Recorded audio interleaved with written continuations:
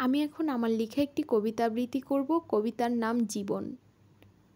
আপনি আজ যেমন আছেন কাল তেমন থাকবেন না। আপনি যে কোনো সময় যে কোনো কারণে পরিবর্তন হয়ে যাবেন। সব কিছু পরিবর্তনশীল। জীবন অনেক বৈচিত্র্যময়।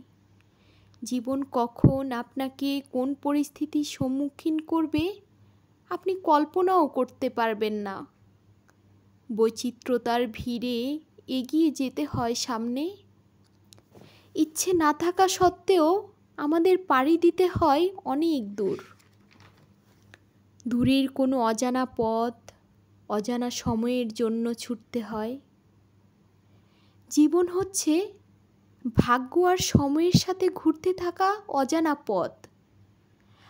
কখন আপনাকে কোথায় নিয়ে যাবে বুঝার উপায় নেই। আজকের সময়কে উপভোগ করাটাই বুদ্ধিমানের কাজ।